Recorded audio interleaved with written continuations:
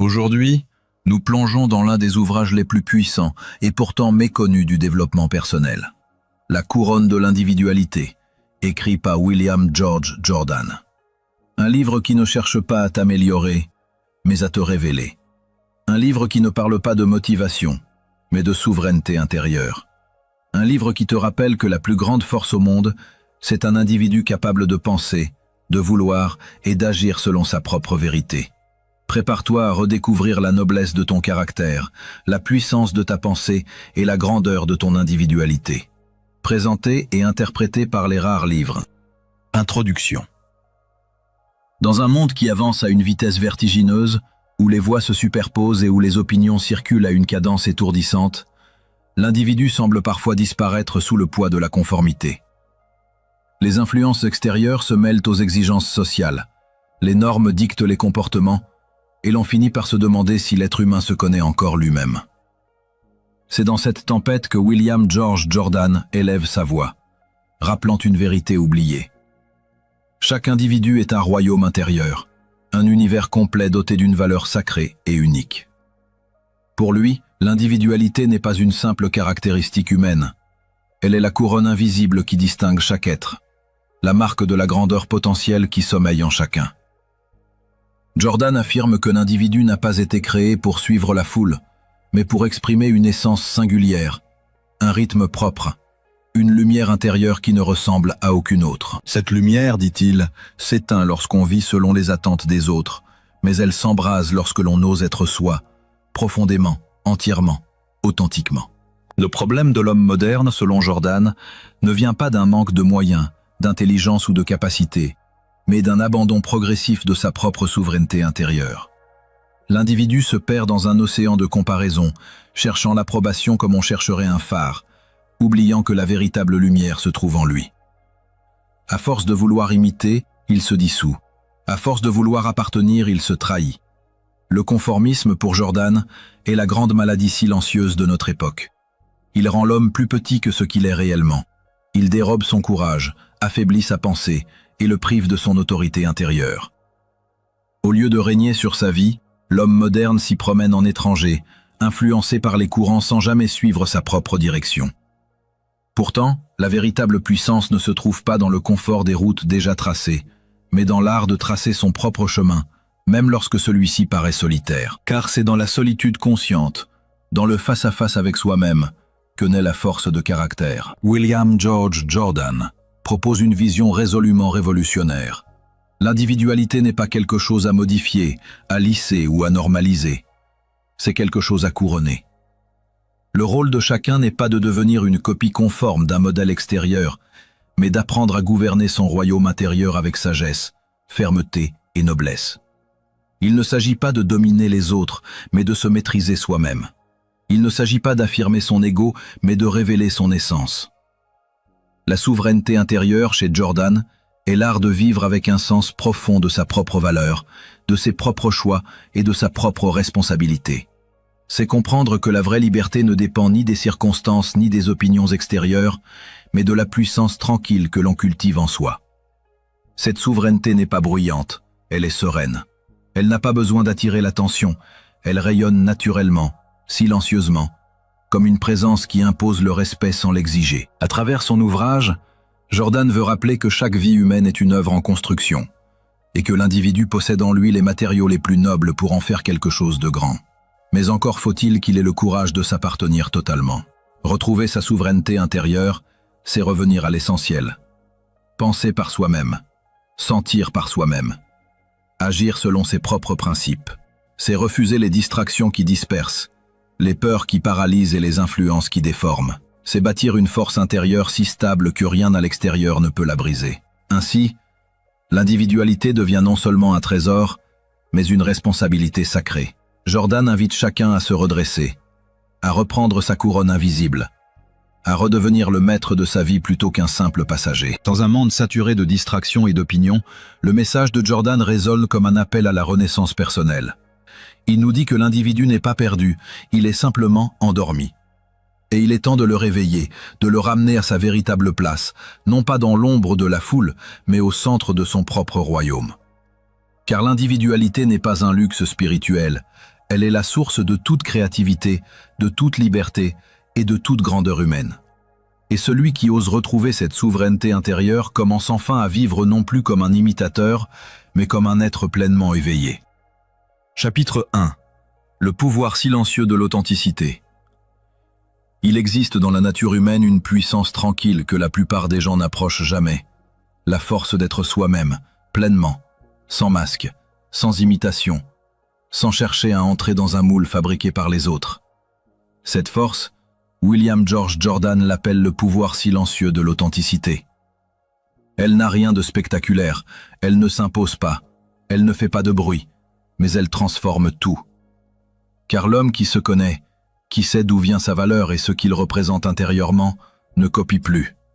Il n'a plus besoin d'emprunter les idées des autres, leurs gestes, leurs ambitions, leurs rêves, leur manière de parler ou de penser.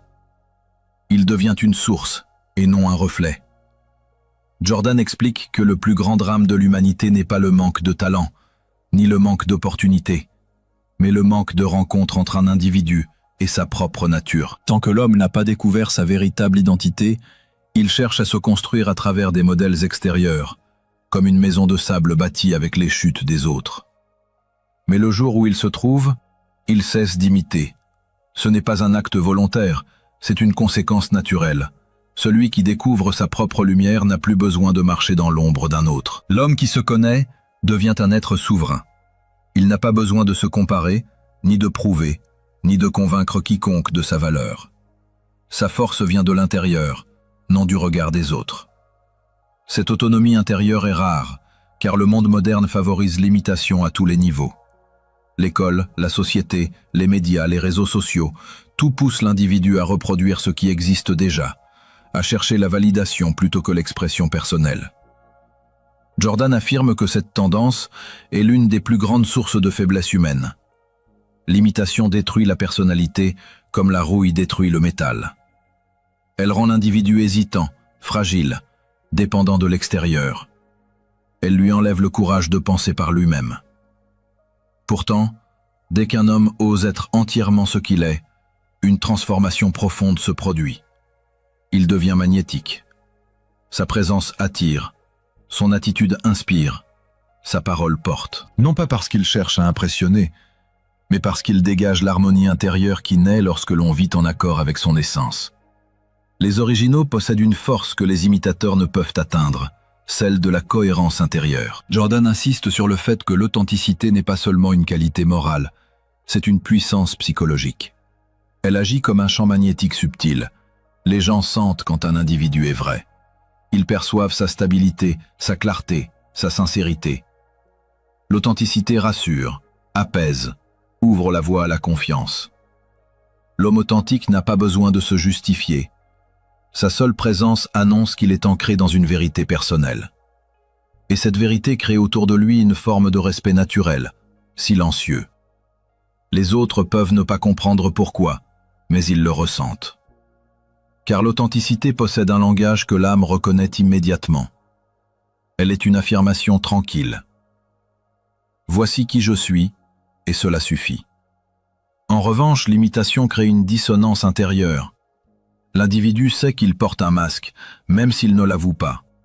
Il ressent sans cesse la peur d'être découvert, la peur de ne pas être à la hauteur, la peur de décevoir. Il devient un acteur qui doit constamment jouer son rôle, s'ajuster, surveiller ses gestes, ses mots, ses regards. Cette tension l'affaiblit, alors que l'authenticité libère et renforce. Paradoxalement, la société récompense souvent les imitateurs. Ceux qui suivent les règles sans questionner, ceux qui adoptent les tendances, ceux qui vivent selon l'image attendue d'eux. Le système aime les gens prévisibles, conformes, faciles à catégoriser. Les imitateurs obtiennent des approbations rapides, des louanges superficielles, des avantages sociaux. Ils plaisent parce qu'ils ressemblent à tout le monde, parce qu'ils ne dérangent pas l'ordre établi, parce qu'ils évitent les risques. Mais Jordan rappelle une vérité plus profonde. Si la société récompense les imitateurs, elle admire les originaux. Les modèles, les créateurs, les esprits libres, les pionniers, ceux qui ont marqué l'histoire ou simplement inspiré leur entourage, Ce ne sont jamais ceux qui ont cherché à ressembler aux autres.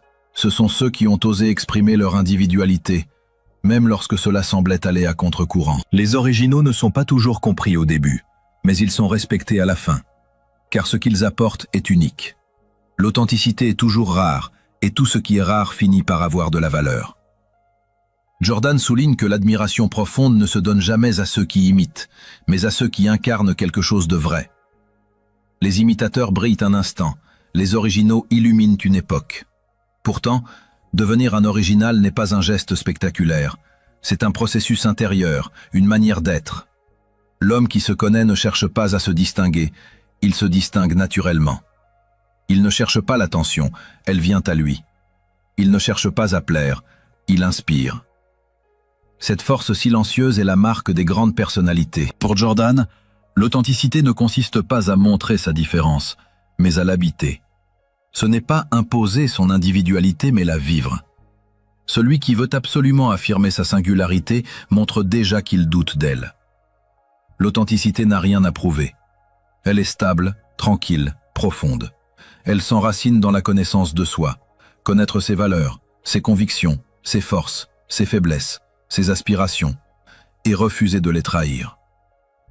Elle demande du courage, car se connaître vraiment oblige à se débarrasser de ce qui n'est pas à soi. Les attentes, les peurs, les comparaisons. Mais ce courage libère une énergie nouvelle. L'individu qui s'accepte totalement devient inébranlable. Il n'a plus besoin de courir après ce que les autres pensent.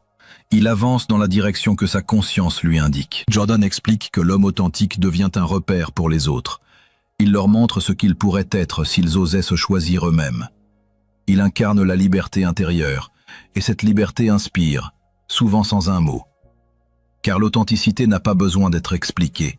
Elle se ressent.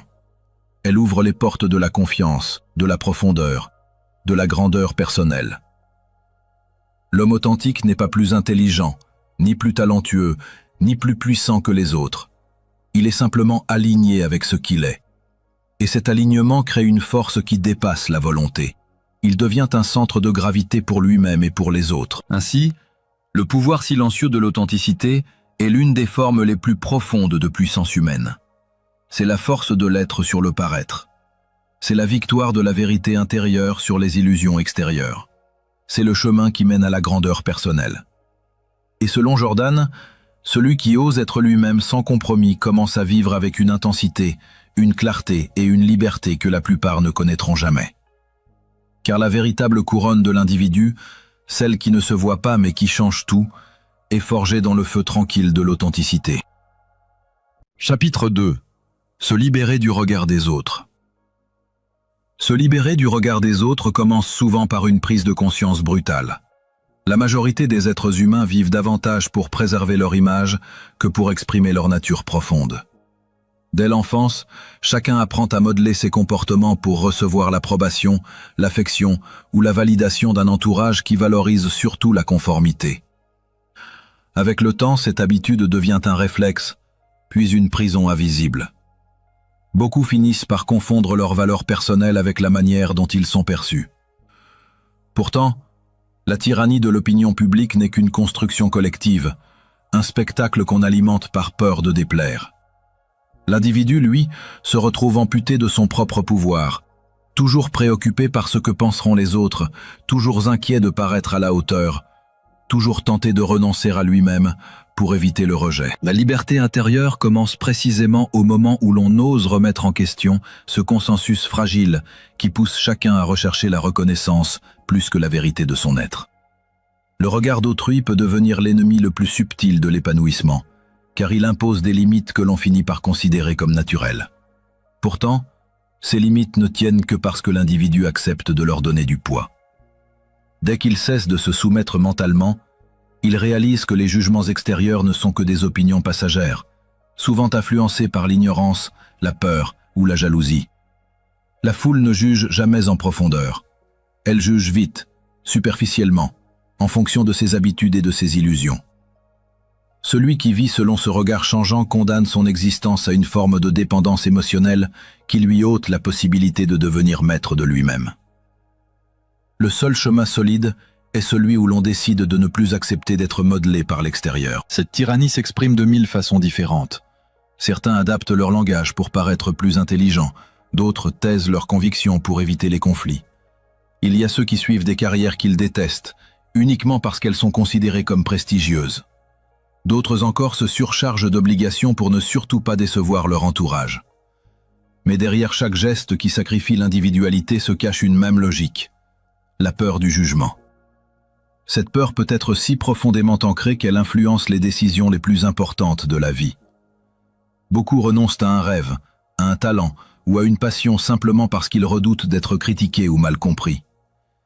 Ils s'imaginent que le monde les observe avec sévérité, alors qu'en réalité chacun est trop occupé à se juger lui-même pour accorder une attention durable aux autres. La peur du regard extérieur est souvent une illusion amplifiée par l'imagination. La société entretient cette illusion en récompensant la conformité. Celui qui s'aligne sur les normes semble rassurant, prévisible, acceptable. On encourage la prudence, la modestie excessive, l'uniformité, car elles maintiennent l'ordre établi. Pourtant, cette récompense apparente est un piège. Elle étouffe la créativité personnelle, éteint la spontanéité et conduit à une vie où l'on avance masqué. Le coût de cette soumission est immense, car l'individu finit par douter de sa propre valeur et par accepter qu'il n'a pas le droit d'être lui-même. Quand la peur du jugement devient la boussole d'une existence, l'individu se coupe de son potentiel le plus puissant. Rien ne détruit davantage la force intérieure que la nécessité constante de plaire. Cette obsession érode le courage, déforme les choix et transforme l'homme en acteur toujours en train d'interpréter un rôle qui ne correspond pas à son essence. Un individu façonné par la peur devient dépendant des applaudissements, et l'absence de reconnaissance lui apparaît comme une tragédie. Pourtant, un simple changement de perspective pourrait suffire à briser cette dépendance. Comprendre que le jugement d'autrui n'a pas de véritable autorité lorsqu'on refuse de le laisser entrer. Le pouvoir d'un avis extérieur ne repose que sur l'importance qu'on veut bien lui accorder. La majorité des critiques qui blessent ne sont que des projections des insécurités de ceux qui les émettent. Beaucoup condamnent ce qu'ils n'ont pas le courage de faire eux-mêmes. Beaucoup ridiculisent ce qu'ils ne comprennent pas. Beaucoup s'opposent à ce qui leur rappelle leur propre renoncement. L'individu qui perçoit cette vérité cesse de trembler devant les opinions de la foule. La libération intérieure n'exige pas l'indifférence totale, mais la hiérarchie juste. Le jugement personnel doit toujours avoir plus de poids que le jugement extérieur. Ce n'est qu'à cette condition que la personnalité peut s'épanouir et que la volonté peut se fortifier. La peur du regard des autres agit comme un voile qui obscurcit l'horizon de la pensée et empêche l'individu de voir ce qu'il pourrait devenir. Tant que ce voile n'est pas levé, chaque décision sera emprisonnée dans une logique de justification. Même les choix les plus anodins se transforment en stratégie pour éviter la critique. Mais une fois que l'individu décide d'ôter ce masque social, il découvre une liberté nouvelle. Celle de vivre selon ses valeurs profondes, de penser sans crainte, de choisir en accord avec sa vérité intérieure. Cette liberté n'est pas seulement une sensation, c'est un socle sur lequel se bâtit toute croissance personnelle. Sans elle, aucune ambition ne peut être durable, car l'esprit demeure fragile et dépendant. Le courage d'être soi n'est pas un simple slogan, mais un acte quotidien. Il se manifeste dans des décisions silencieuses. Oser dire non quand tout le monde dit oui, poursuivre un projet jugé incertain par ceux qui ne comprennent pas, exprimer une idée impopulaire, affirmer une différence que l'on a longtemps cachée. Ce courage se forge dans la solitude, lorsque personne n'applaudit, lorsque l'incertitude est grande et que le doute tente de s'imposer.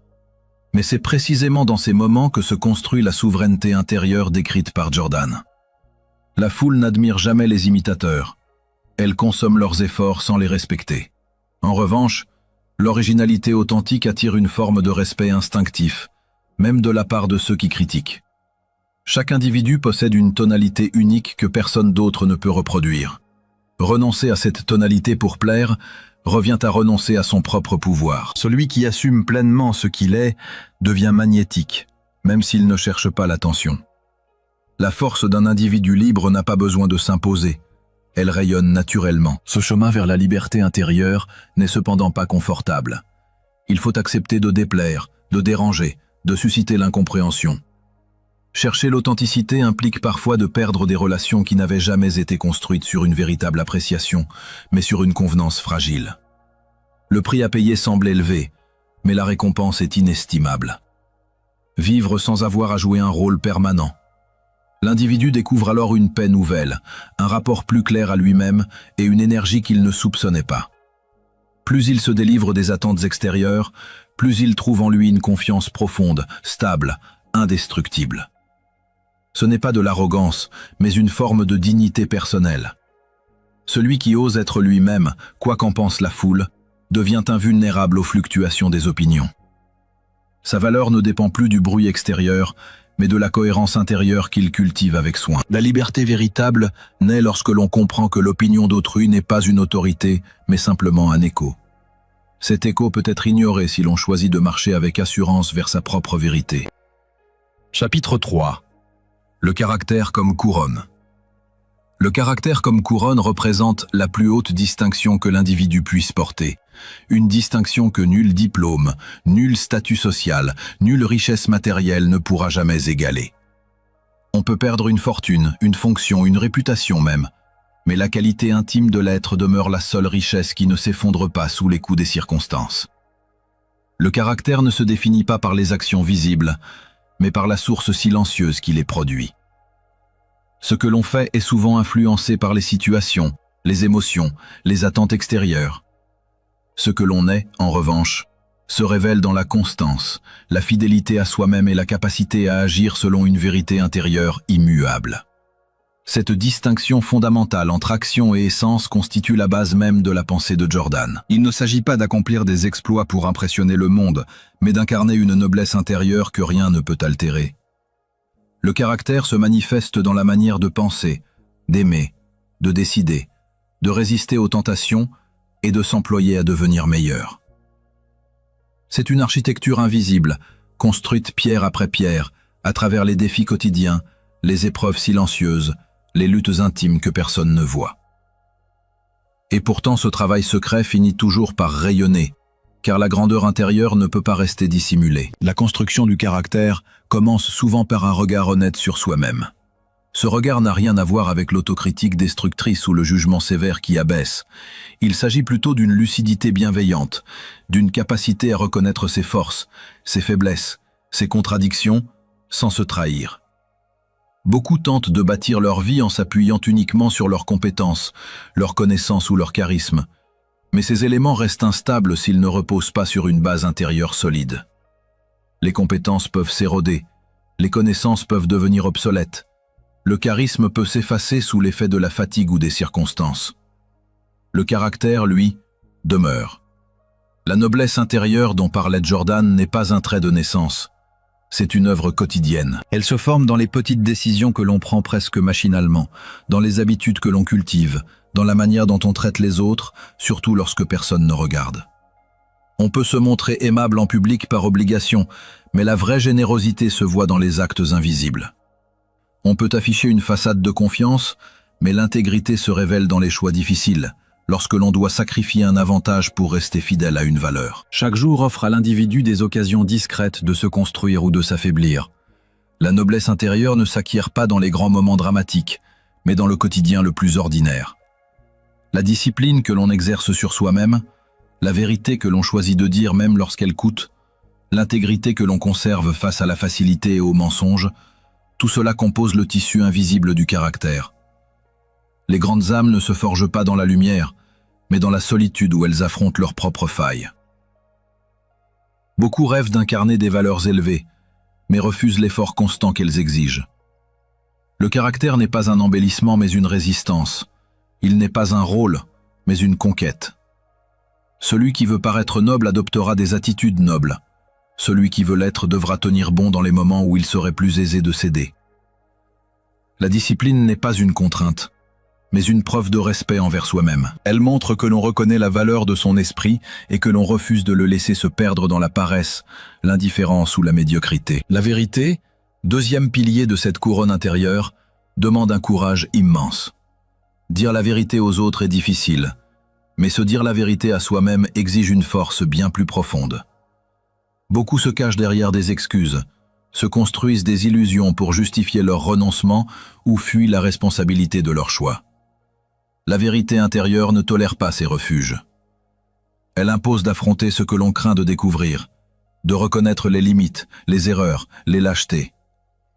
Cette confrontation peut être douloureuse, mais elle est libératrice.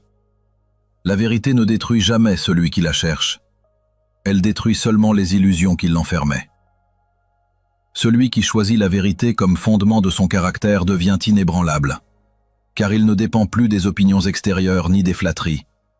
Il se connaît, il s'accepte, il se travaille. Cette connaissance de soi, loin d'être un exercice narcissique, devient un guide pour agir avec cohérence et force.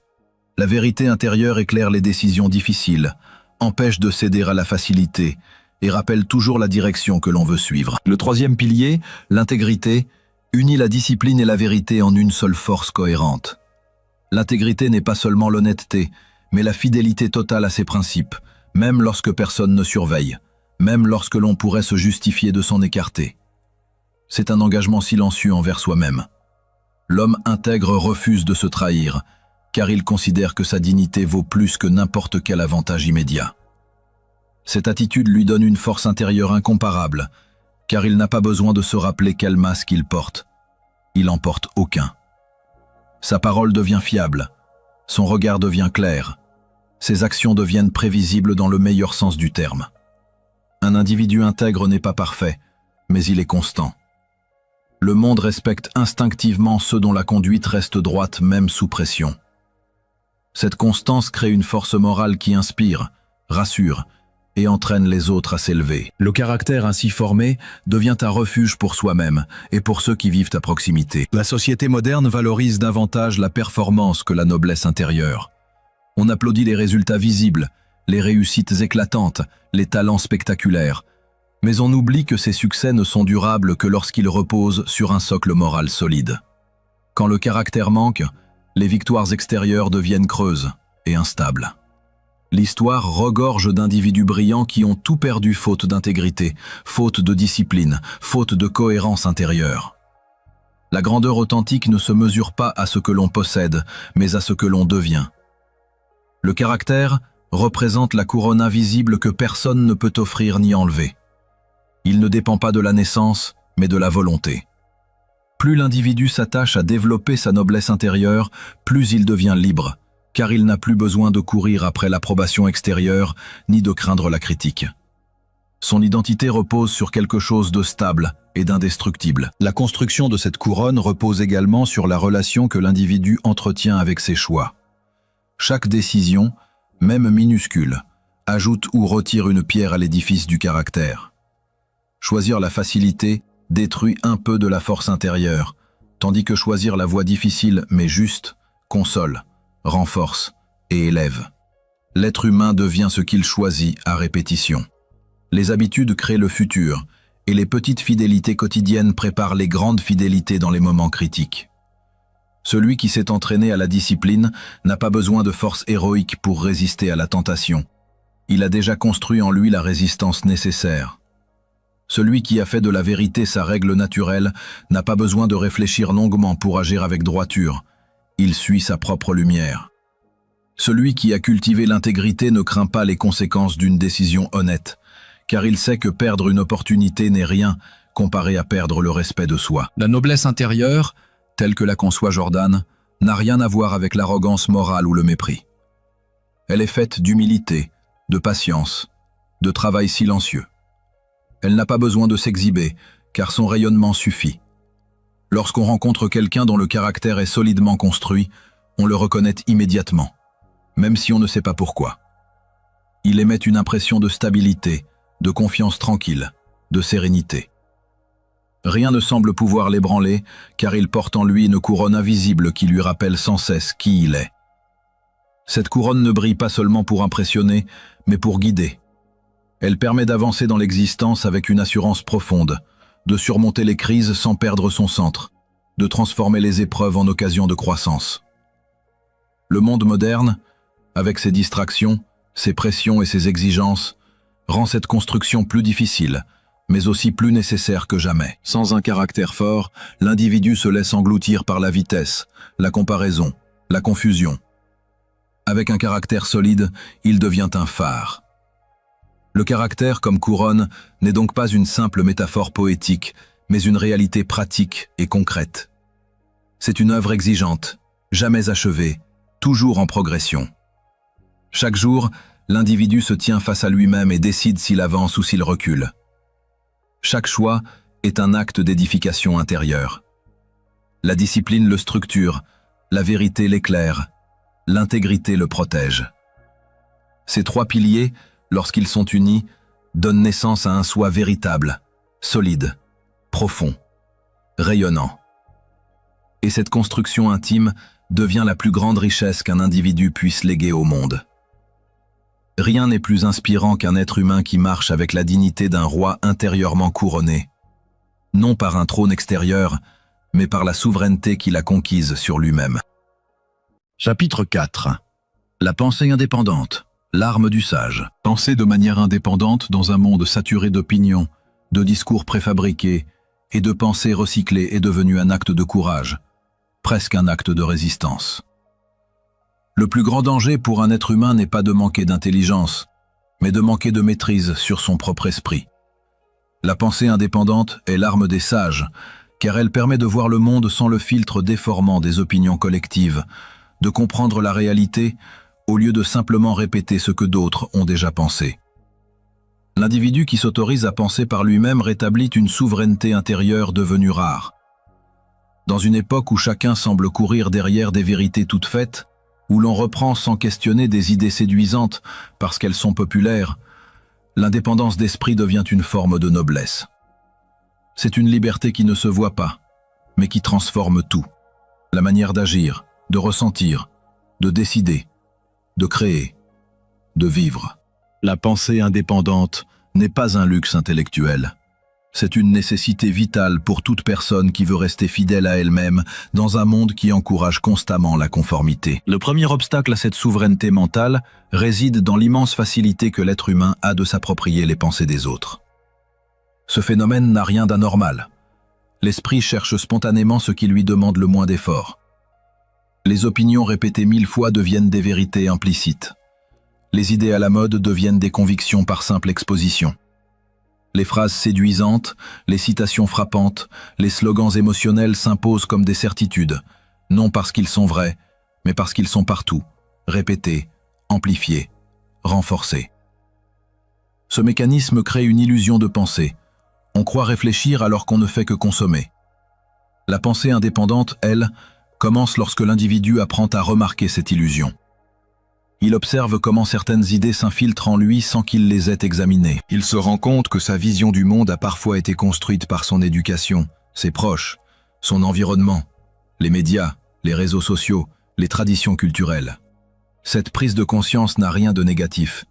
Elle représente le premier pas vers une véritable libération intérieure.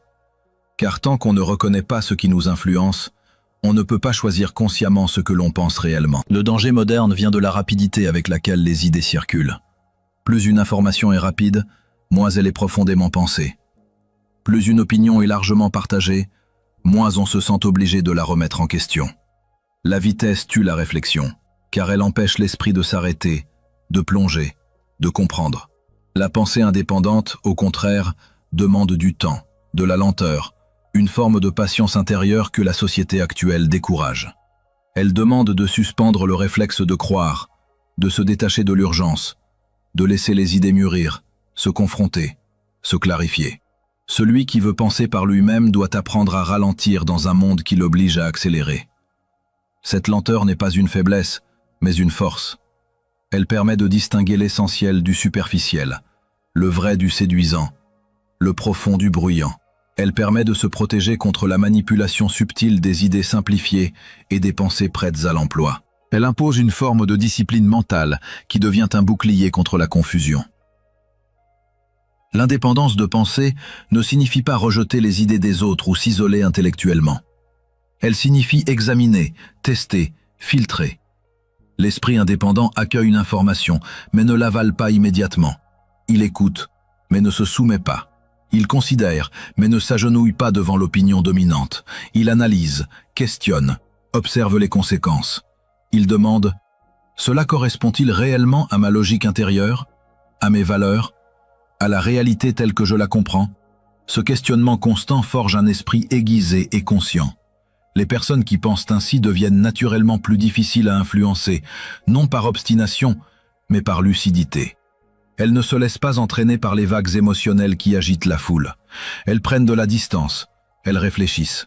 Elles ne se laissent pas non plus guider par la peur d'être différentes, car elles comprennent que la vérité intérieure a plus de valeur que l'approbation extérieure. Le sage préfère être fidèle à lui-même que accepté par tous. La société actuelle encourage pourtant le contraire. Appartenir, ressembler, répéter, partager, valider. Ne pas faire de vagues. Penser comme tout le monde pour éviter le jugement. Cette peur du regard des autres affaiblit l'esprit, comme une rouille qui s'installe lentement. Elle pousse l'individu à douter de sa propre perception, à abandonner son instinct, à trahir ses propres réflexions. La pensée indépendante est donc aussi un acte de courage. Elle impose d'assumer ses conclusions, même lorsqu'elles déplaisent, même lorsqu'elles vont à contre-courant. Le sage ne cherche pas à être incompris, mais il ne sacrifie jamais sa vérité pour être applaudi. Cette force mentale fait de lui un guerrier. Pas un guerrier agressif, mais un guerrier intérieur, armé de discernement, de lucidité et de liberté. Il se bat contre la facilité intellectuelle, contre l'illusion du savoir immédiat, contre la complaisance mentale. Ce combat n'est pas visible de l'extérieur, mais il est essentiel à la dignité humaine. Le danger des opinions prêtes à l'emploi se manifeste également dans l'illusion de connaissance qu'elles procurent. On croit comprendre un sujet parce qu'on a entendu une phrase convaincante, vu une vidéo courte, lu un commentaire bien formulé. On croit maîtriser un débat parce qu'on a retenu 2 ou 3 arguments populaires. La superficialité se déguise en expertise. La confiance en soi augmente alors que la profondeur de pensée diminue. Cette illusion est l'ennemi de la sagesse. La véritable pensée indépendante refuse les évidences faciles. Elle demande d'aller chercher la source, de comprendre les nuances, de reconnaître ce que l'on ignore encore. Elle demande d'apprendre, de lire, de réfléchir honnêtement. La sagesse n'a jamais peur de dire « je ne sais pas ». Cette phrase est la porte d'entrée vers un niveau supérieur de réflexion. L'ignorant croit tout savoir. Le sage sait qu'il doit continuer d'apprendre. La pensée indépendante repose sur l'humilité intellectuelle, car elle reconnaît que la vérité se révèle lentement et qu'elle demande un esprit libre de toute prétention. Pour cultiver cette indépendance, l'individu doit aussi protéger son espace mental. Cela signifie limiter les sources d'informations inutiles, éviter le bruit, réduire l'exposition aux contenus qui fragmentent l'attention. L'esprit ne peut pas produire une pensée profonde s'il est constamment sollicité. Le silence devient alors un allié précieux. Le silence extérieur, mais surtout le silence intérieur. Cet état où l'on met en pause les distractions pour écouter la voix profonde qui murmure sous les pensées bruyantes.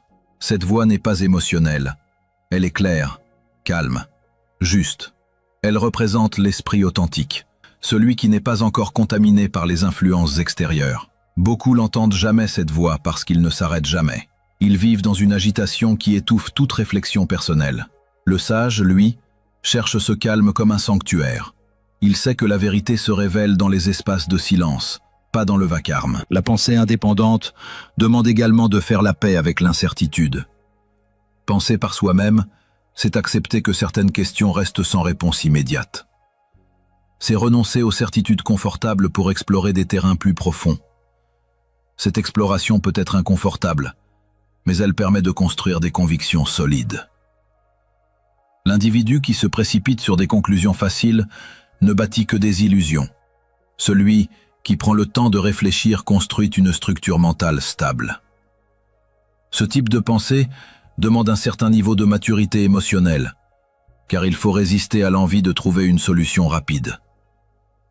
La sagesse préfère une vérité lente à une erreur immédiate. Elle préfère une question ouverte à une réponse fausse. L'esprit indépendant s'habitue à naviguer dans la complexité, à voir plusieurs angles, à comprendre les nuances. Cette capacité donne naissance à une intelligence plus souple, plus créative, plus profonde. L'individu libre devient alors un véritable guerrier mental, non parce qu'il attaque, mais parce qu'il défend sa souveraineté. Il ne se laisse pas posséder par les idées des autres, il ne se laisse pas hypnotiser par la masse, il refuse de répéter sans comprendre. Il utilise son esprit comme une arme de discernement. Ce guerrier ne se bat pas contre les autres, mais contre lui-même, contre ses automatismes, ses peurs, ses influences invisibles. Il apprend à reconnaître ce qui vient réellement de lui et ce qui lui a été imposé. Cette distinction transforme sa vie. Elle lui permet de faire des choix alignés avec sa véritable identité. Elle lui permet de créer plutôt que d'imiter. Elle lui permet d'agir avec clarté plutôt qu'avec confusion. Le guerrier mental n'a pas besoin de bruit, d'exagération ou de provocation. Sa force réside dans son calme profond, dans sa lucidité, dans sa capacité à rester maître de son propre esprit, même lorsque le monde autour de lui s'agite. La pensée indépendante, ainsi comprise, devient une voie de transformation intérieure. Elle libère l'être humain des chaînes invisibles qui limitent son potentiel. Elle lui permet de redevenir souverain, d'être l'auteur de sa vie plutôt que le lecteur passif des pensées des autres. Cette autonomie mentale ne se construit pas en un jour, mais elle grandit chaque fois que l'individu ose réfléchir par lui-même, chaque fois qu'il se détache du jugement extérieur, chaque fois qu'il préfère la vérité à la conformité. Elle grandit lorsqu'on lit avec attention, lorsqu'on observe avec lucidité, lorsqu'on questionne avec honnêteté. Elle grandit lorsque l'on choisit le silence au lieu du bruit, la réflexion au lieu de la précipitation, la compréhension au lieu de la répétition. À mesure que cette autonomie se développe, l'individu découvre une puissance intérieure nouvelle. Il se rend compte qu'il n'a plus peur d'être différent. Il n'a plus besoin de se justifier. Il n'a plus besoin de prouver quoi que ce soit. Son esprit est libre. Cette liberté mentale devient alors une arme spirituelle, une force protectrice qui permet de traverser la vie avec une clarté que peu possèdent. Le sage n'est pas celui qui sait tout, mais celui qui se connaît lui-même et qui refuse de s'abandonner à la facilité intellectuelle. Sa pensée indépendante est la couronne invisible qui guide chacune de ses décisions. Il marche dans le monde avec une confiance douce, non parce qu'il se croit supérieur, mais parce qu'il sait qu'il ne se trahit pas. Penser par soi-même devient une forme d'honneur. Dans une société qui encourage la rapidité, la superficialité et la conformité, celui qui garde son esprit libre incarne un acte de résistance noble et silencieux. Il devient un phare pour les autres, non par volonté d'éclairer, mais simplement parce que sa lucidité rayonne. La pensée indépendante est l'arme du sage parce qu'elle protège son intégrité, sa liberté et sa dignité. Et plus il avance dans cette maîtrise intérieure, plus il comprend que le véritable pouvoir ne vient pas du monde extérieur, mais de la souveraineté qu'il exerce sur son propre esprit. Chapitre 5. La maîtrise de soi, le socle de l'individualité. La maîtrise de soi représente l'une des conquêtes les plus difficiles, mais aussi les plus décisives qu'un individu puisse accomplir. Elle n'est pas un talent naturel, encore moins un don héréditaire. Elle est une victoire gagnée au prix d'un combat silencieux mené chaque jour contre les impulsions, les faiblesses et les distractions qui assiègent l'esprit humain. Quand William George Jordan parle de maîtrise personnelle, il ne fait pas référence à une forme de rigidité émotionnelle ou à un contrôle froid qui étouffe la spontanéité. Il évoque un art plus subtil, une souveraineté intérieure qui permet à l'individu d'être le capitaine de ses pensées et le gardien vigilant de ses réactions. Dans un monde où chacun s'agite, réagit, se défend ou se disperse sans même comprendre ce qui le pousse à agir ainsi, celui qui apprend à se maîtriser s'élève à un niveau de puissance silencieuse que les esprits indisciplinés ne peuvent même pas imaginer. La maîtrise de soi n'est pas seulement un acte de force, mais un acte de liberté, car celui qui se gouverne échappe à toutes les chaînes que la vie impose à ceux qui se laissent guider par leurs automatismes. Cette maîtrise ne commence pas par de grandes révolutions intérieures, mais par l'observation patiente des petites réactions quotidiennes qui façonnent le caractère et trahissent la véritable nature d'une personne. Le monde moderne se nourrit de précipitation, encourage les colères soudaines, glorifie les réponses instantanées et pousse chacun à réagir avant même de réfléchir. L'individu discipliné suit un chemin opposé.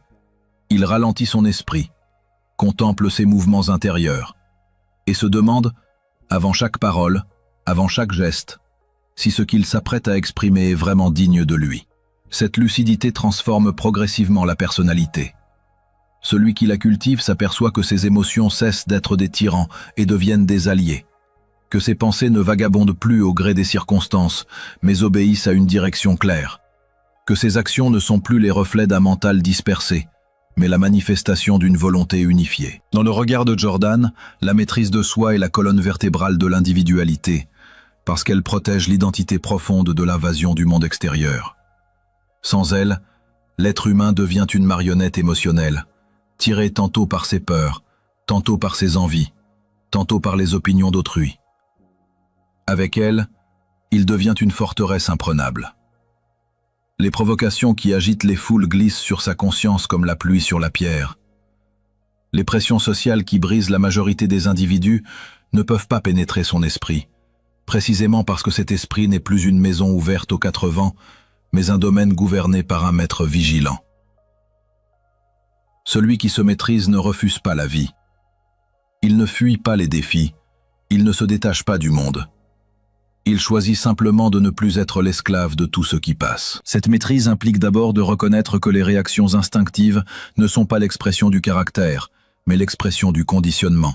Un être humain qui s'énerve dès qu'on le contredit, qui se vexe dès qu'on le critique, qui panique dès que la situation change, ne manifeste pas son authenticité.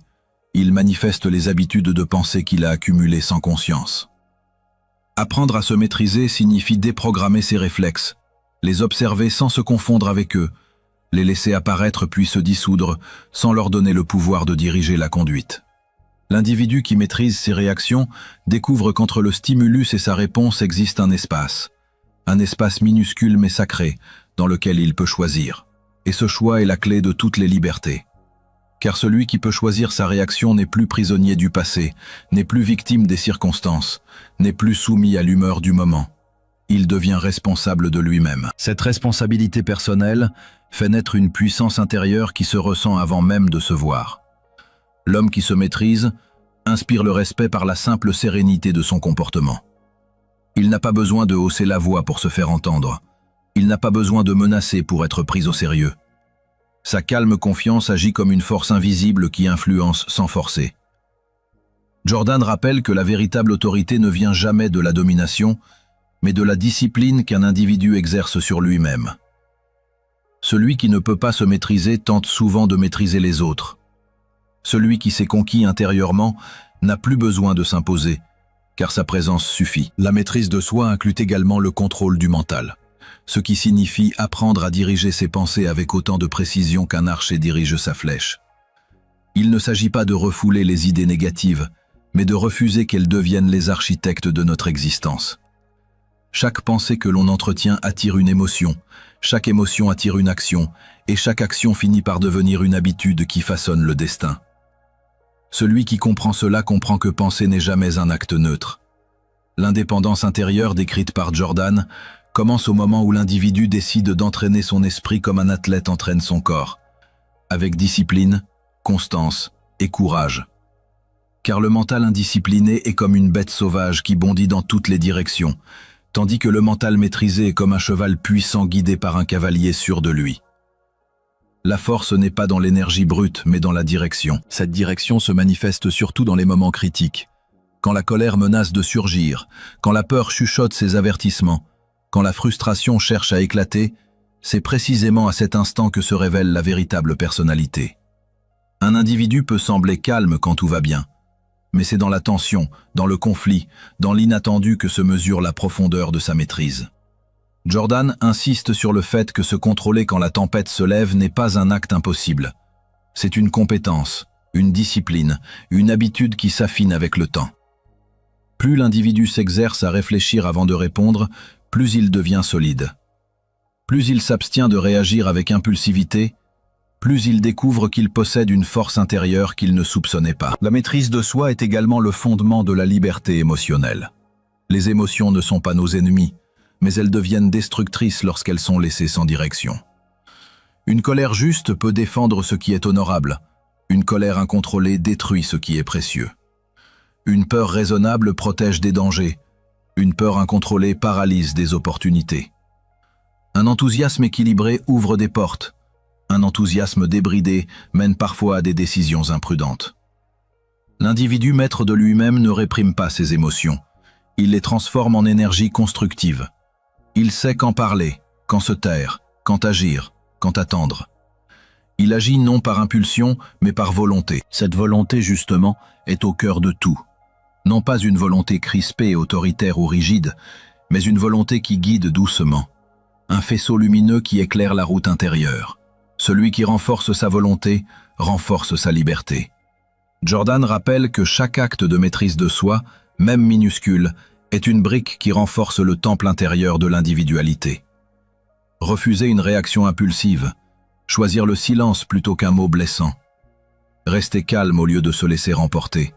Ces gestes apparemment insignifiants changent profondément l'être, car ils créent une continuité entre ce que l'on veut être et ce que l'on manifeste réellement. À mesure que cette discipline mûrit, l'individu découvre une forme rare de puissance, la puissance silencieuse.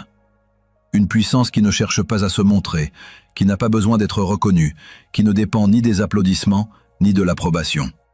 C'est une puissance stable, profonde, presque majestueuse, qui émane naturellement de ceux qui ne se laissent plus dominer par eux-mêmes. Cette puissance est la véritable signature des âmes fortes.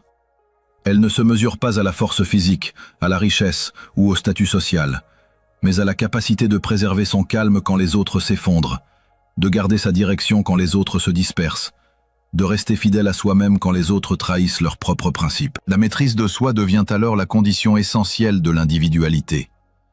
Sans elle, l'homme n'est qu'une copie, un instrument, une réaction vivante.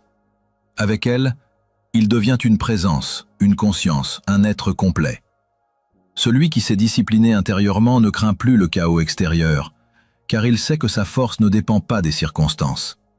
Il a appris à se gouverner, et cette souveraineté intime fait de lui un modèle de dignité, un exemple de force tranquille, un repère dans un monde agité. La maîtrise de soi n'est donc pas une simple recommandation morale. Elle est l'armature invisible qui permet à un individu de porter sa propre couronne, sans vaciller, sans imiter, sans dépendre de la validation d'autrui. Chapitre 6. La volonté créatrice. La volonté créatrice constitue l'une des forces les plus mystérieuses, les plus sacrées et les plus méconnues de l'être humain. Elle n'est pas seulement une capacité mentale parmi d'autres, ni un simple ressort psychologique que l'on active dans les moments de difficulté. Elle est une puissance intérieure, une flamme noble déposée dans l'homme comme une étincelle divine destinée à ordonner sa vie, à orienter son destin et à transformer son existence en une œuvre volontaire. Cette volonté n'a rien à voir avec la rigidité, l'obstination aveugle ou la dureté de caractère. Elle est un art, une énergie, une direction, une concentration suprême de toutes les forces intérieures vers un objectif que l'esprit a choisi avec lucidité et que le cœur a adopté avec conviction. Plus l'individu comprend la nature profonde de cette volonté, plus il découvre en lui une majesté insoupçonnée, un pouvoir silencieux capable de façonner non seulement ses actions, mais son caractère, sa destinée, et finalement le monde qui l'entoure. La volonté créatrice commence par une affirmation intérieure, un acte de souveraineté, par lequel l'individu proclame qu'il ne se laissera pas porter passivement par la vie, mais qu'il participera activement à son mouvement. Le monde moderne a souvent réduit la volonté à un simple mécanisme de motivation passagère, un élan qui s'épuise dès que surgit la fatigue ou la difficulté. Pourtant, pour Jordan, la volonté est d'une autre essence. Elle est stable, continue, profonde. Elle n'est pas une étincelle, mais un feu qui brûle lentement et constamment. Celui qui la possède ne se contente pas de vouloir dans l'instant, il veut dans la durée. Il veut avec persévérance, il veut avec constance. Son désir n'est pas une impulsion fragile, mais une conviction qui s'étend comme une racine invisible dans tout son être. Une vie transformée par la volonté est une vie où l'individu cesse de réagir et commence à créer. Les événements extérieurs perdent leur pouvoir tyrannique, car il ne laisse plus les circonstances dicter sa conduite. Il devient l'architecte de ses actions, le maître de sa trajectoire. Ses projets, ses rêves, ses engagements ne reposent plus sur le hasard ou l'humeur du moment, mais sur une direction intérieure stable qui organise ses journées, éclaire ses décisions et renforce son caractère. La volonté créatrice ne crie pas, ne s'agite pas, elle œuvre en silence, avec régularité, comme une force invisible qui structure la personnalité et lui donne de la profondeur. Pour Jordan, la volonté est divine parce qu'elle est la partie de l'homme qui participe le plus directement au pouvoir créateur de l'univers. Tout ce que l'humanité a construit de noble, de durable, de grandiose, est né dans la volonté d'un individu qui a refusé d'abandonner son idée. Les grandes œuvres architecturales, les découvertes scientifiques, les avancées morales, les systèmes politiques, les révolutions pacifiques, les transformations intérieures, toutes ces conquêtes ont été rendues possibles par une volonté indéfectible. L'être humain peut posséder du talent, de l'intelligence, de la sensibilité, mais sans la volonté de les utiliser, ces dons restent dormants, comme des instruments oubliés dans un coffre fermé. La volonté est la main qui ouvre le coffre, qui accorde l'instrument, qui joue la mélodie. Cette force divine, pourtant, ne naît pas spontanément. Elle se construit, se développe, s'affine par un entraînement patient. L'individu qui veut renforcer sa volonté doit comprendre qu'elle n'est pas une inspiration soudaine, mais une discipline de chaque instant. Cela commence par des actes simples. Terminer ce que l'on commence même quand l'enthousiasme initial s'efface. Maintenir une décision même quand le doute s'insinue.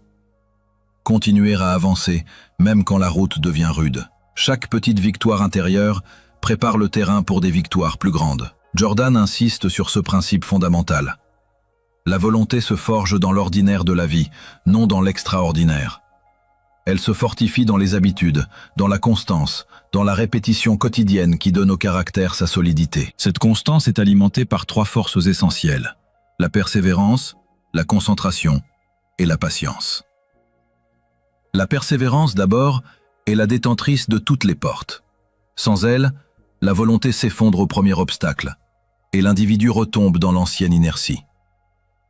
Avec elle, même les objectifs les plus ambitieux deviennent accessibles, car elle transforme la volonté en une puissance durable qui traverse les difficultés sans se briser.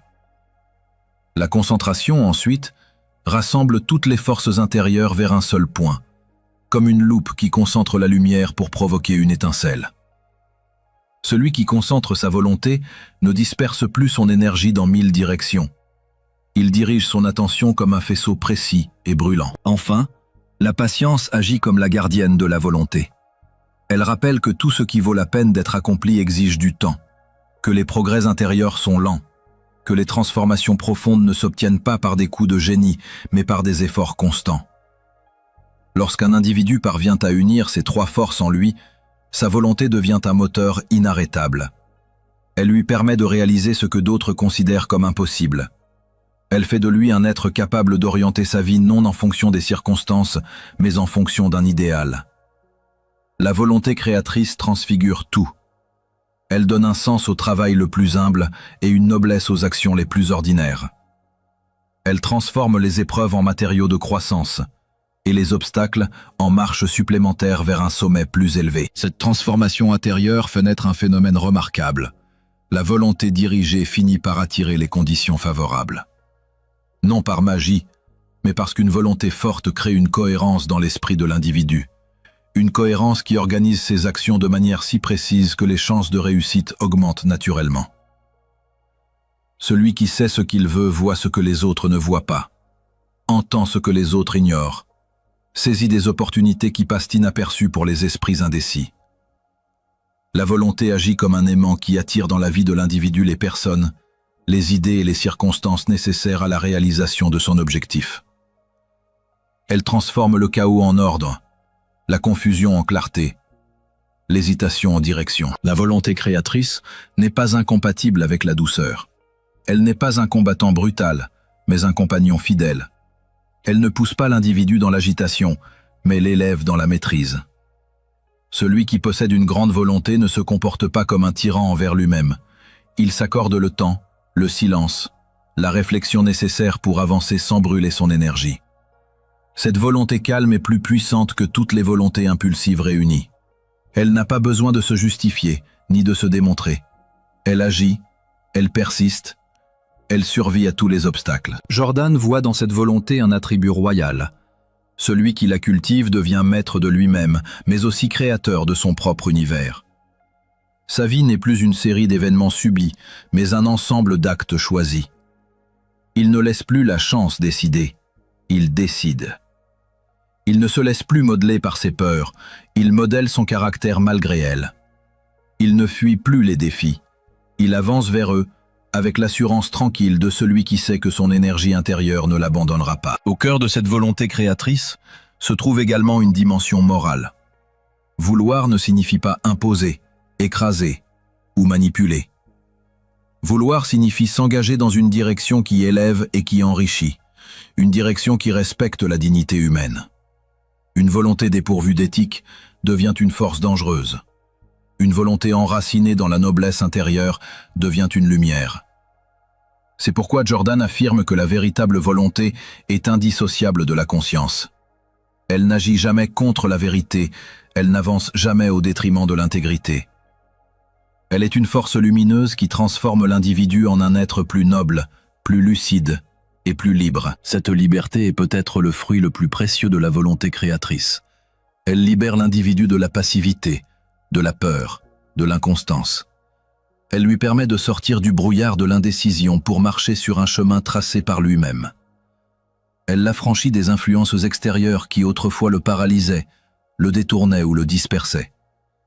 Elle fait de lui un individu complet, capable de se tenir debout même quand tout vacille autour de lui. Lorsque cette volonté atteint sa maturité, l'individu découvre qu'elle n'est pas seulement une force personnelle, mais un don qui peut servir aux autres. La volonté créatrice d'un seul homme peut inspirer une multitude. Elle peut éveiller, encourager, transformer, par l'exemple silencieux d'une vie disciplinée, orientée et cohérente. Jordan rappelle que la société n'avance jamais grâce aux masses, mais grâce aux individus de volonté. Ce sont eux qui construisent, innovent, réforment, imaginent et élèvent le niveau moral du monde. Ainsi, la volonté créatrice ne se résume pas à un effort intérieur. Elle est une vocation.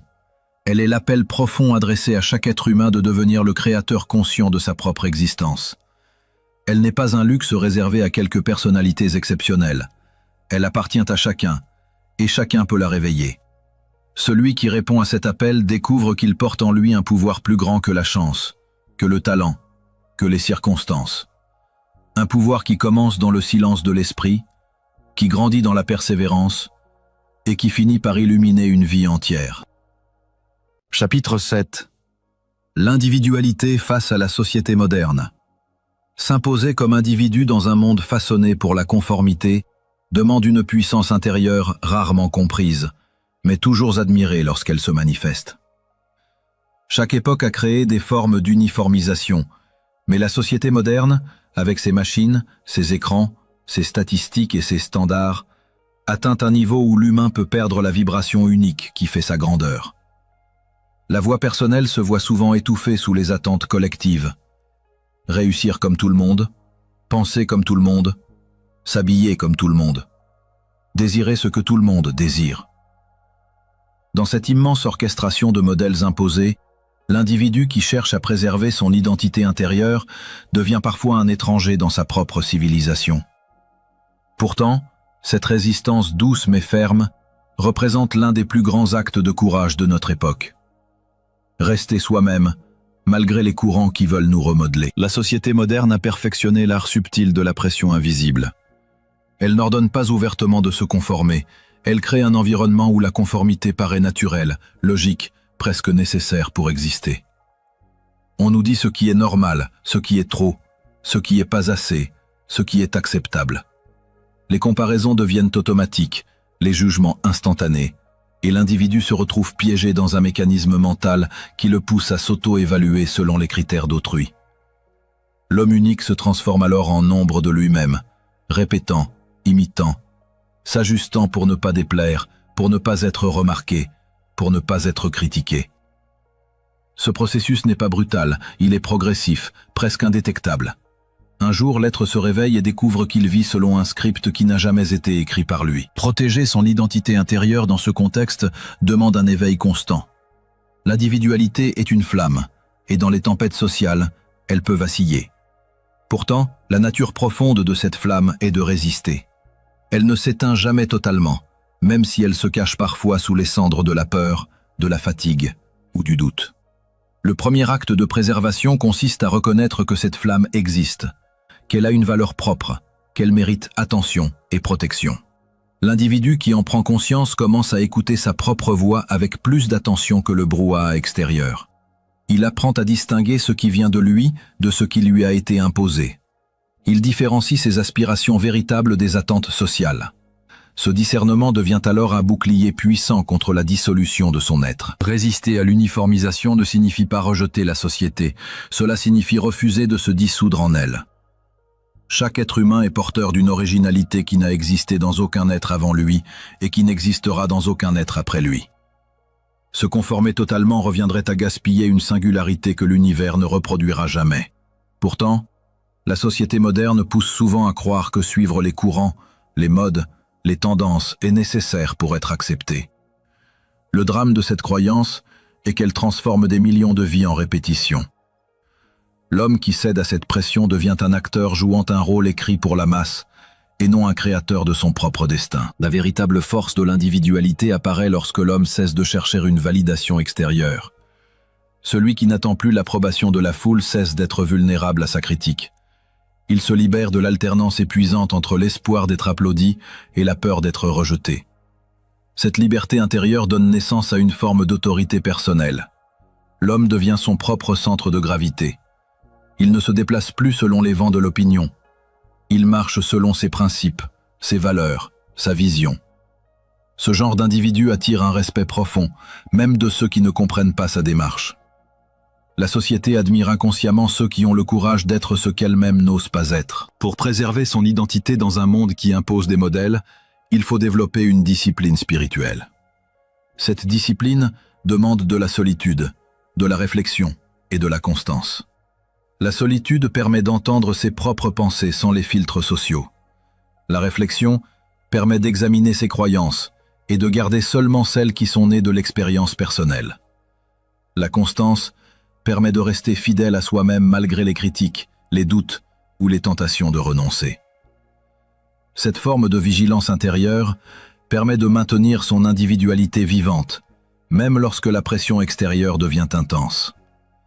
L'homme qui cultive cette discipline devient une forteresse tranquille, ouvert au monde, mais jamais absorbé par lui. L'individu qui protège son identité devient une lumière dans la masse.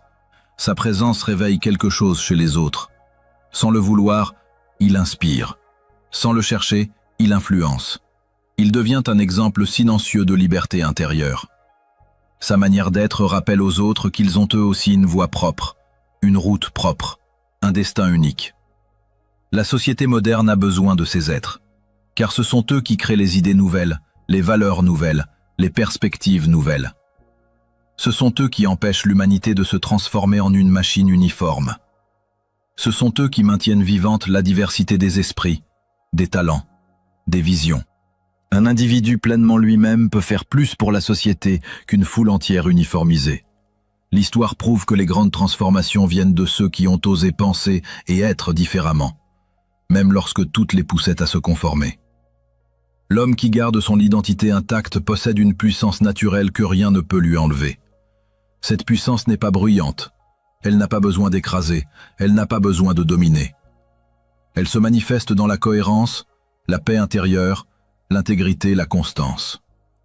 La société peut proposer ses modèles, mais elle ne peut jamais imposer une identité à celui qui a décidé d'être lui-même. L'individualité face à la société moderne n'est pas un combat extérieur, mais une victoire intérieure. Lorsque l'homme se connaît, se respecte et se protège, il traverse le monde sans s'y perdre. Il devient un phare, non pour être admiré, mais parce qu'il éclaire naturellement. Sa lumière n'éblouit pas, elle révèle. Elle montre qu'une vie authentique est possible dans un monde qui pousse à l'imitation. Elle rappelle que chaque être humain porte une couronne invisible et que cette couronne ne peut être retirée que si l'individu décide de l'abandonner. Celui qui refuse de la déposer reste roi de lui-même, même au cœur de la plus grande foule. Chapitre 8. La noblesse morale, sommet de l'individualité. La noblesse morale représente l'achèvement suprême de l'individualité, cette hauteur intérieure que l'on ne peut ni acheter, ni imiter, ni feindre. Elle est la signature invisible de l'âme, la force silencieuse qui distingue l'homme véritable du simple personnage social. À mesure que l'être humain se construit, qu'il développe son caractère, qu'il affirme son individualité, qu'il forge sa pensée indépendante et éduque sa volonté, il finit par atteindre ce sommet intime, où la conscience devient son guide le plus fidèle, et où la droiture remplace toutes les illusions. C'est ici que l'humain dépasse l'illusion de l'apparence pour entrer dans la profondeur de l'être, là où le sens moral devient la boussole suprême, l'instrument le plus précis pour orienter chaque décision, chaque parole, chaque geste. Dans ce chapitre, la noblesse morale s'impose comme l'horizon vers lequel tous les efforts précédents convergent, car elle représente la victoire finale de l'individu sur son égoïsme, sur ses impulsions, sur ses faiblesses, sur ses tentations et sur toutes les pressions d'un monde qui cherche à le détourner du meilleur de lui-même. Cette noblesse n'est pas une posture ou un décor, mais une présence intérieure qui éclaire chaque facette de l'existence. L'homme qui s'y consacre n'a plus besoin d'être vu pour être grand, ni d'être applaudi pour être juste, car sa grandeur ne dépend plus de l'opinion extérieure, mais de la fidélité à sa conscience la plus haute. Le sens moral agit comme une lumière intérieure qui révèle la voie juste au milieu des contradictions, des séductions et des dilemmes du quotidien.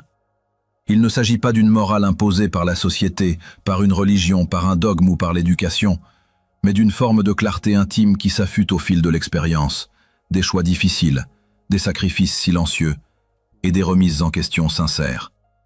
La noblesse morale s'enracine dans un désir profond d'être honnête envers soi-même, d'être cohérent entre ce que l'on pense, ce que l'on ressent et ce que l'on fait, d'éviter les compromissions qui ternissent l'âme et affaiblissent la dignité personnelle. L'individualité atteint un niveau supérieur lorsqu'elle comprend que la vraie liberté n'est pas de faire tout ce que l'on veut, mais de vouloir sincèrement ce qui est juste. Cette nuance subtile transforme entièrement le chemin intérieur. Elle conduit l'être humain à percevoir que chaque action laisse une trace, et que ces traces s'accumulent pour former le patrimoine intime qui définit l'homme qu'il devient. L'intégrité, dans ce contexte, devient la richesse la plus précieuse. Beaucoup possèdent des talents, des compétences, des opportunités, des ressources, mais rares sont ceux qui possèdent une véritable intégrité. Cette qualité ne se mesure ni à la façon dont on agit devant les autres, ni au discours que l'on donne pour paraître vertueux, mais à la force tranquille avec laquelle on se maintient fidèle à ses principes, même lorsque personne ne regarde, même lorsque tout pousse à se trahir.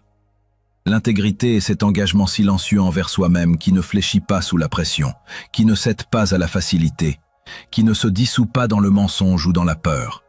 Elle constitue le socle inébranlable de l'individualité accomplie, car sans elle, tout le reste s'effondre. Le caractère se fragilise, la volonté se disperse, la pensée indépendante se corrompt, la maîtrise de soi se désagrège. Un homme peut sembler fort, intelligent, brillant ou talentueux, mais s'il n'a pas appris à se respecter moralement, alors il n'a encore rien construit de durable. La noblesse morale naît aussi de la capacité à choisir le bien, même lorsque le mal paraît plus simple, plus rapide ou plus séduisant. Elle se manifeste dans les décisions quotidiennes qui semblent insignifiantes mais qui, accumulées, forgent une véritable stature intérieure. Elle s'incarne dans la façon de répondre à la provocation, de traiter ceux qui n'ont rien à offrir, de tenir une promesse, de reconnaître ses erreurs, de résister à la tentation de trahir, de refuser de mentir pour gagner un avantage passager. Ces actes ne font pas les gros titres, ne remplissent pas les réseaux sociaux de likes et ne déclenchent aucune ovation, mais ils donnent à l'individu une solidité intérieure que rien ne peut briser. La noblesse morale n'est donc pas la recherche d'une image glorieuse, mais la fidélité à une vérité intérieure. Elle n'est pas la quête d'une perfection inaccessible, mais la constance à rechercher la meilleure version de soi-même. Dans un monde où la superficialité est devenue monnaie courante, où les apparences priment sur la substance, où la vitesse écrase la profondeur, où les jugements se font impulsifs et où la morale semble relativisée, l'individu moralement noble devient un véritable phare. Il représente la preuve vivante qu'il est encore possible de vivre une vie grande, droite, honnête et inspirante, dans un univers où tout encourage la facilité et la complaisance.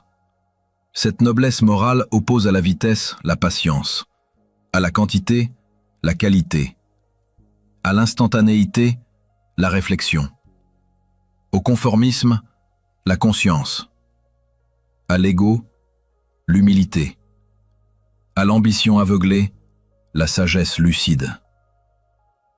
Celui qui l'incarne ne se laisse pas emporter par la frénésie collective, ne se laisse pas hypnotiser par les modèles artificiels, ne cherche pas à ressembler à ce que la société applaudit, mais à ce que sa conscience admire.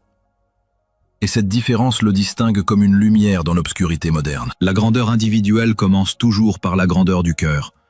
Ce n'est pas la puissance, ni le succès, ni la reconnaissance, ni l'intelligence, ni les accomplissements visibles qui définissent la qualité profonde d'un être humain, mais la capacité à agir avec bonté, justice, compassion, droiture et courage moral. Ces qualités ne s'acquièrent pas par hasard. Elles sont le fruit d'un travail intérieur exigeant, d'une vigilance constante, d'une lutte permanente contre les faiblesses et les tentations. Elles demandent un effort continu pour comprendre les autres, pour pardonner, pour corriger ses erreurs, pour se maintenir humble face au succès et digne face aux épreuves.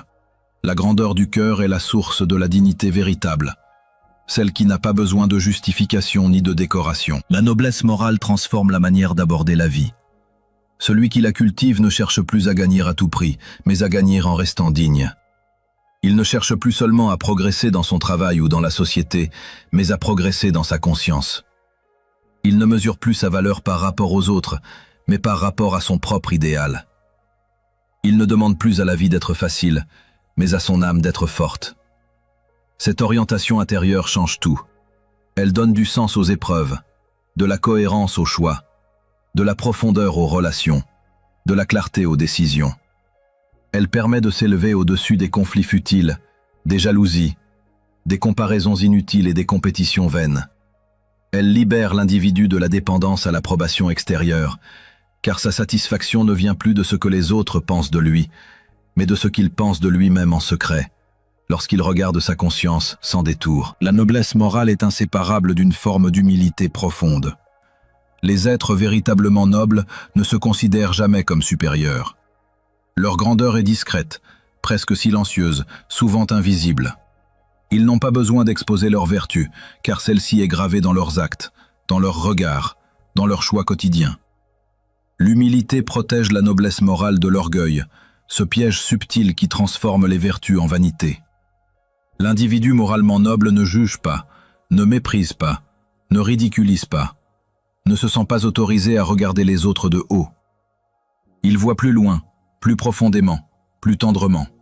Il comprend que chacun mène un combat intérieur, que chacun porte ses fardeaux, que chacun avance avec ses limites de ses blessures.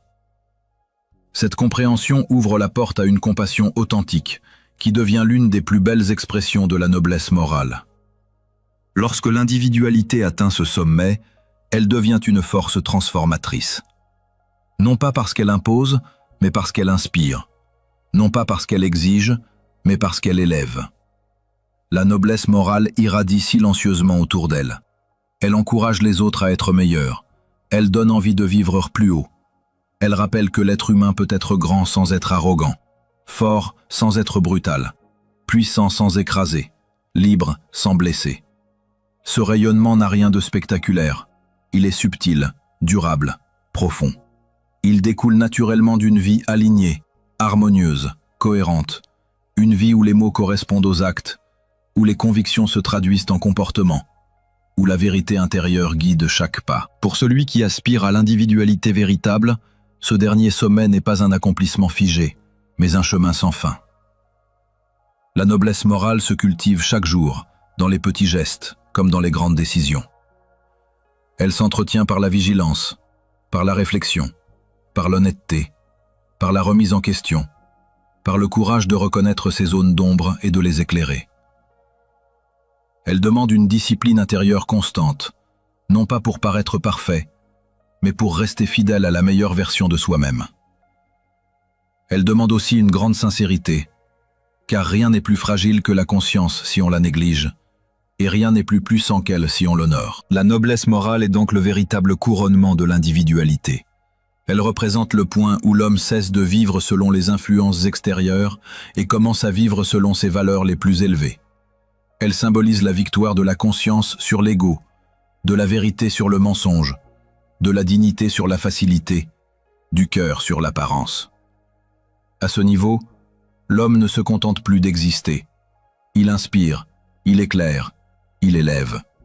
Sa vie devient un exemple silencieux, une preuve vivante que la grandeur n'est pas un privilège réservé à quelques-uns, mais une potentialité offerte à chacun, dès lors qu'il choisit de se tenir droit, honnête, noble et fidèle à ce qu'il y a de meilleur en lui. Redevenir roi de soi-même, c'est reprendre la pleine souveraineté de son existence. Ce territoire intérieur que tant d'hommes abandonnent sans s'en rendre compte aux influences sociales, aux peurs collectives, aux jugements extérieurs et aux attentes qui ne leur appartiennent pas. Tout ce parcours autour de l'individualité, de la pensée indépendante, de la maîtrise personnelle et de la noblesse morale converge vers une vérité simple mais profonde. L'être humain naît libre, mais il doit choisir de le redevenir. Le monde moderne n'a jamais disposé d'autant de moyens pour détourner chacun de lui-même, pour imposer des modèles artificiels, pour encourager la comparaison, la conformité et la facilité.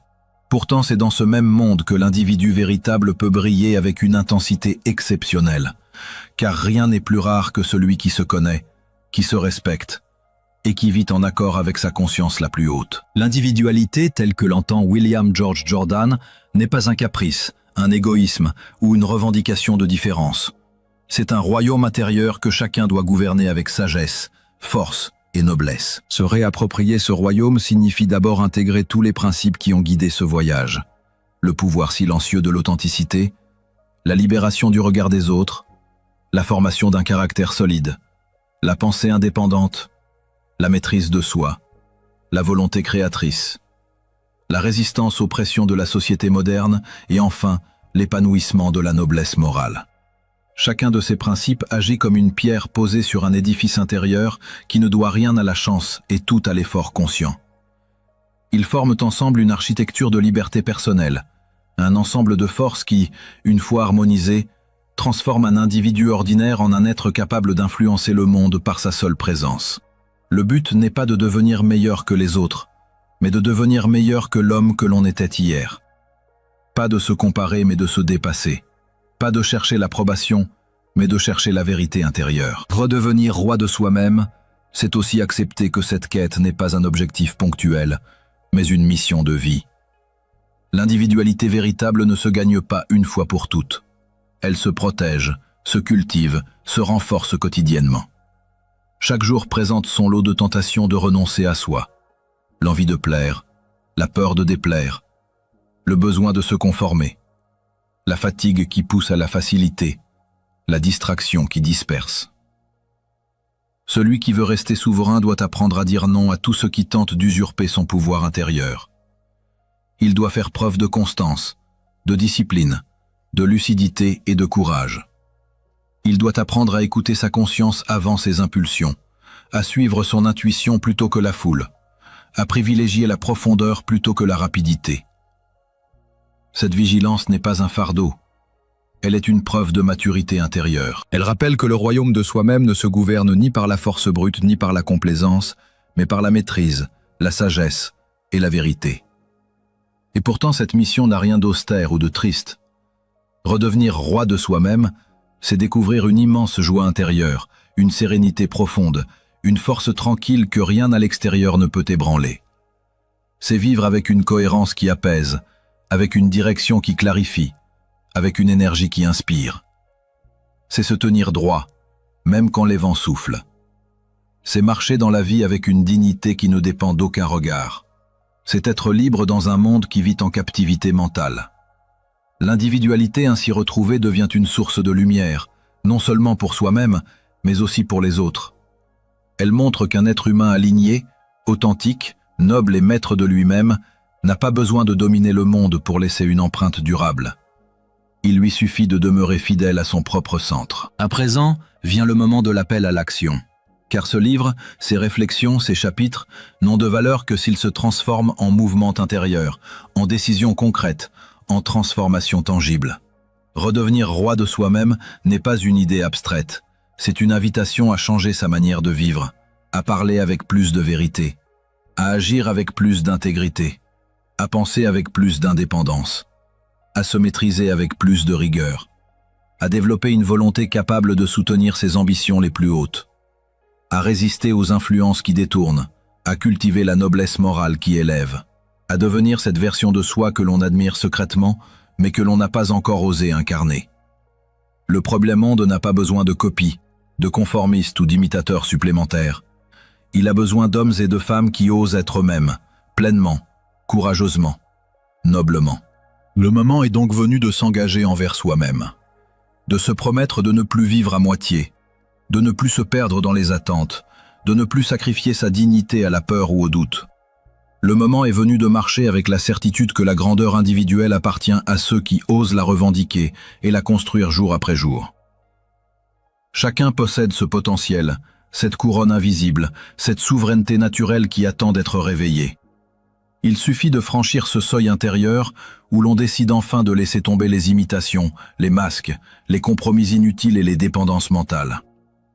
C'est là que commence la transformation véritable, lorsque l'individu comprend que sa vie lui appartient, et que la plus haute mission qu'il puisse assumer est de devenir la meilleure version de lui-même, sans peur, sans imitation, sans renoncement.